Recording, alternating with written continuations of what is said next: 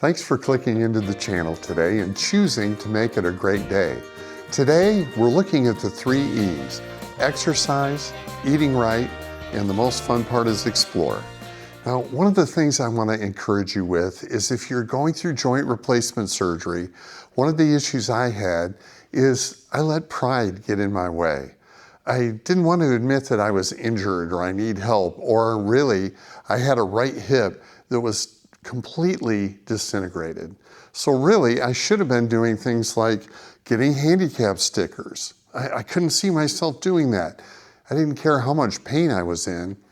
I could still walk, even though it was excruciating with every step. What I should have been doing is thinking in the long term of getting qualified for a hip replacement surgery. Now there's a checklist, and here's one of the secrets that you need to know. They have a checklist of things that you are up against, and once everything is checked down that list, then they will recommend you, your surgeon will recommend you to the insurance company to have the procedure done.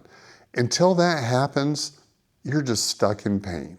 Some of the things are, like I mentioned, getting a handicap sticker. Now, you don't want to commit fraud and pretend that you need it when you don't.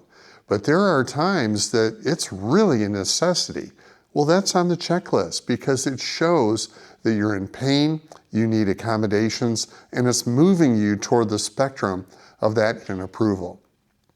I brought in some adaptive equipment that I had to use. Now, I want to tell you, again, my pride was getting in the way. When I first had this, I still was working. I'm retired now, but I didn't want to admit that I would need a cane. And honestly, when you're in that much pain, one of the first things you should start with is a cane. It relieves some of the pressure on your injured joint.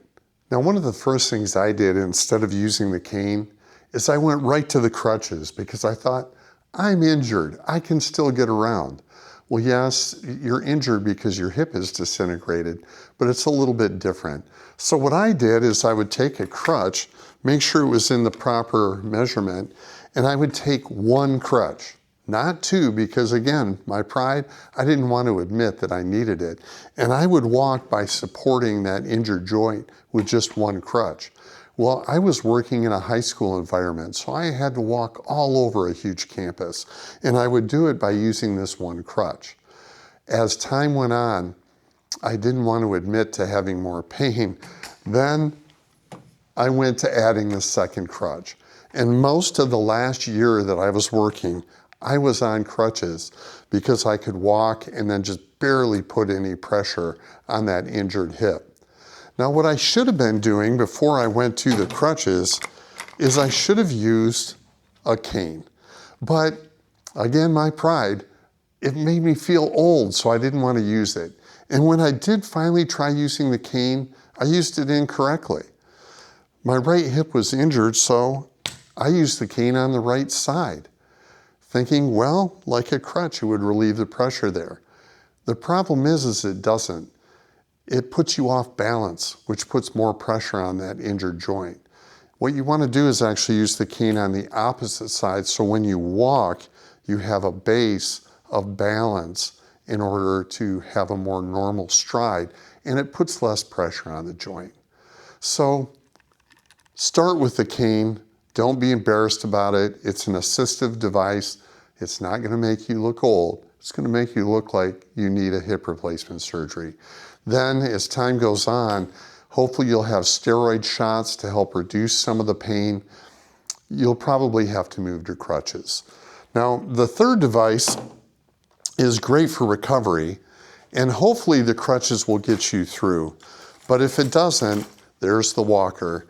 Now, I think of the walker with the tennis balls, and again, it made me feel old.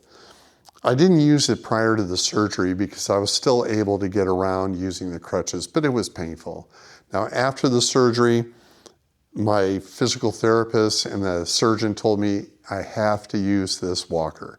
Now, by the time I had had the surgery, that afternoon, I was out and walking, limited amounts, but had to have the walker mostly for balance and stability.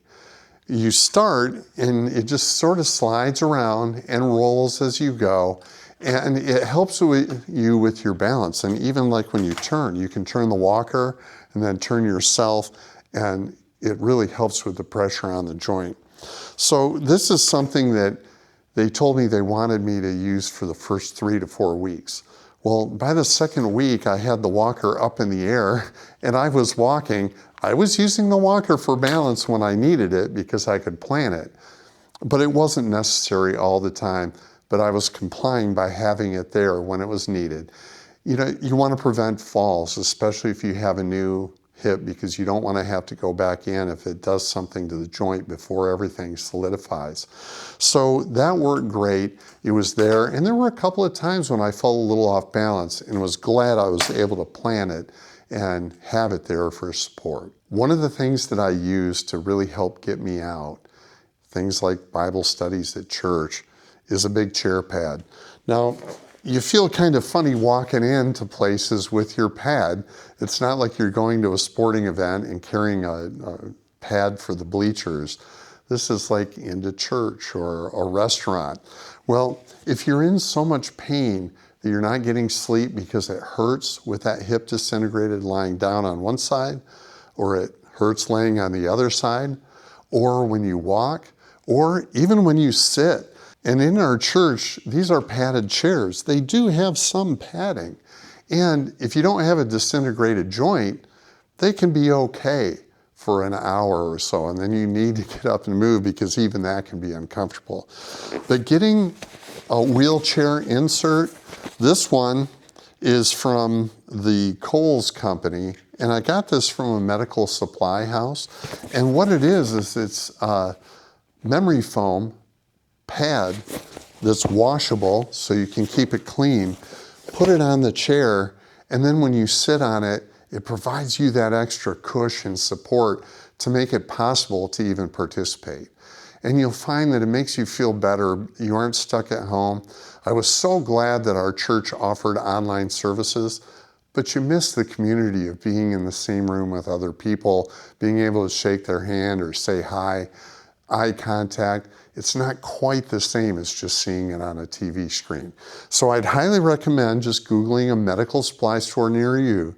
Get one of these pads nice and thick, check for the measurement for the chairs you might be sitting on, and it'll really open up some mobility for you that's necessary.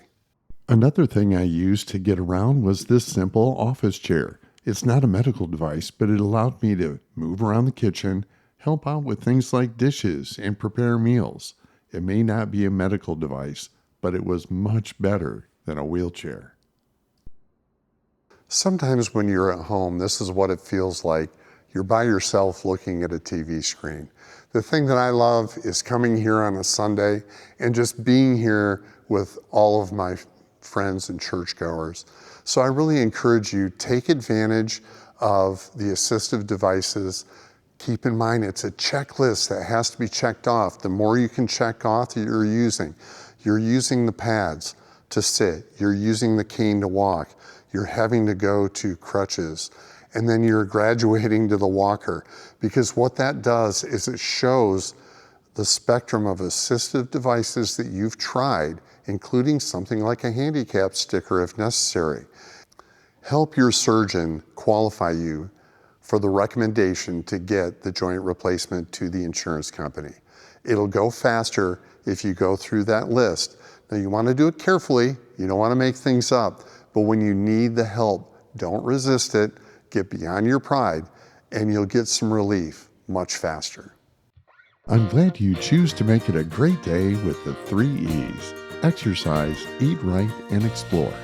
I appreciate your like and subscription. I look forward to visiting with you next time.